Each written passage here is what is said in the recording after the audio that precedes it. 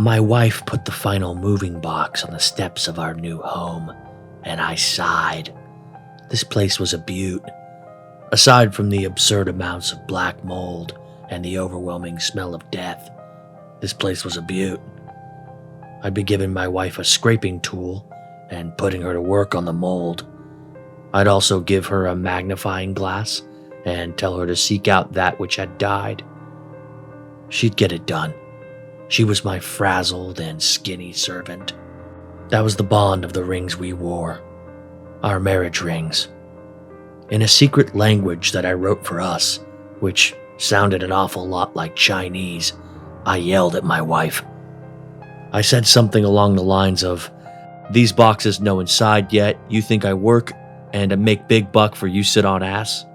My little soldier listened to the moral, steeled herself, and began to work. I yawned, ravaged from the big day. I sat down on my lawn and took off my shoes, followed by my pants. In a crisscross applesauce pose, I picked at my feet. "Howdy." There was a man standing at the edge of my lawn. He was small, with buff arms and a big stomach. He had a cowboy hat on, which clashed with his workout shorts.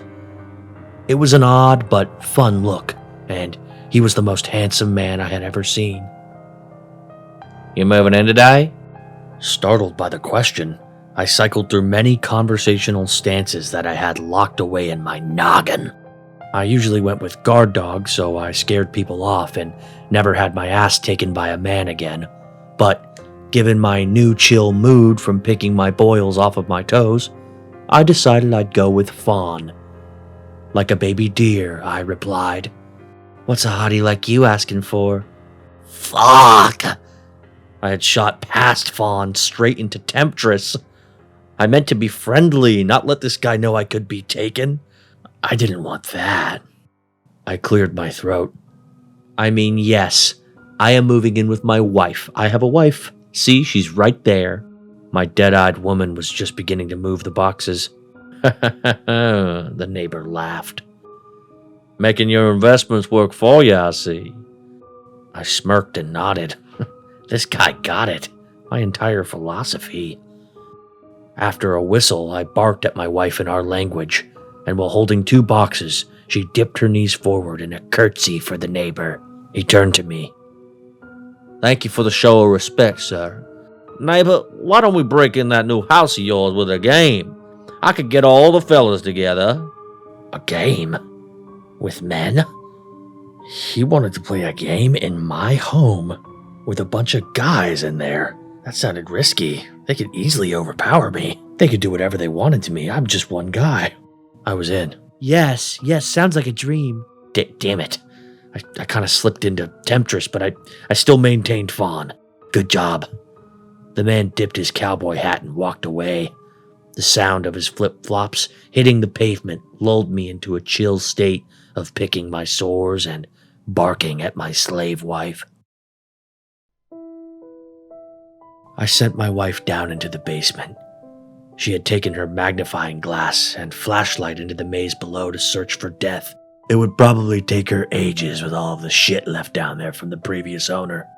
I was famished from the day, so I ate some gummy bears to fuel up. After a couple of orange sodas, I was ready for the the fellas, to invade my home. I decided I would show them my flair and go with a silken see-through nightgown. No, not to seduce. You see, the see-through gown clearly showed my penis, which established me as the dominant male. Also, it was better that I was almost naked, so that if they tried to gangbang me, I could be more nimble in my escape. I wouldn't let them do that, though. I would not gonna let any man do that again. The likelihood of me escaping all those guys is low, but it's not gonna happen again. I will be trapped. I'll be trapped in the house, so they have easy access. I was practicing some escape wriggles in my mirror when my phone buzzed. Huh? I picked it up. It was a text from my neighbor. "Get ready, sucker." Attached was a photo. It was a selfie. Front and center was my neighbor, and what looked like 40 men surrounding him. They were all wearing cowboy hats, and I could see their nipples. They were ugly with fucked up zit-covered hair lips and fucking unibrows and shit. Another text came through. My sons, they're hungry. All of a sudden, the power went out. Beep. Another text had been sent. This one read, Get 'em, boys. I gasped. I heard multiple windows shatter at the same time, followed by the response of fat bodies hitting ground as they invaded my home. I let out a very wimpy scream and got on my knees. I toddler crawled to my hiding spot under the bed, sobbing like a woman who lost her child. I tried to stifle the sound. Beep! Another text. Hide and seek. Oh God. I could hear them whipping past my door. The ape-like whoops and chants coming from below showed me how excited they were for their meal. Poor old me. Oh, whatever would I do? I was trapped. I wonder what kind of torture I'd be put through. Isn't this awful? I heard a bang on my wall, and then a panel creaked open, interrupting my train of thought. In the shadows of the hole, a flashlight clicked on. Honey, now! I knew that voice. My wife. It appeared she had already established a travel system through the walls and vents. I was about to lose my shit on her. She knew I didn't want her nesting in the vents. Before I could begin my scolding, she cut me off. Those chimps are everywhere. We have to go now. Reluctantly, I huffed and lifted myself up from under the bed. She was right. I don't think these things in my home were going to play into some submissive fantasy I had. I think they were going to skin me alive and eat my guts. My wife got on all fours outside of the vent. Get on, honey. Without hesitation, I swung my fat body onto her tiny frame. She was in pony escape form, which meant the situation was dire. With shocking speed, she darted into the walls like a roach, readjusted to face the chimney, and shot forth once more. We were riding together upwards, my wisps blowing in the wind, her speed fantastic. I saw the night sky approaching quickly, and within an instant we shot from the chimney at breakneck velocity. We soared upwards for a while, and then our momentum began to die. Don't worry, hon, my wife said confidently. We began to violently somersault, picking up speed. I felt as if I was on a mission to Mars in some kind of rocket. I closed my eyes, the G-force crushing my bowels. I braced for us to hit the pavement, and in an instant, all was calm. I opened my eyes. We were still in the air. My wife was gliding, arms stuck out like Jesus on the cross. My powerful wife had saved my fat ass. I grabbed the back of her shirt as if it was the reins of a horse and pulled up hard. We did a full 360 loop-de-loop, and then we were back on track. We soared like a falling feather, getting some much-needed distance from the hell behind us.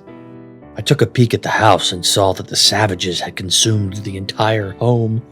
They were filling every room, bursting out of the upper windows and spilling out onto the lawn, only to be swept back into the upward current of men. The living tower was ever rising, and reaching a point where I could barely see my home. The patriarch stood on top of his sun spawn. He rose as he watched us with angry eyes. This wasn't over. He would chase me to the ends of the earth just to have his way with my ass, to make me his. I smiled.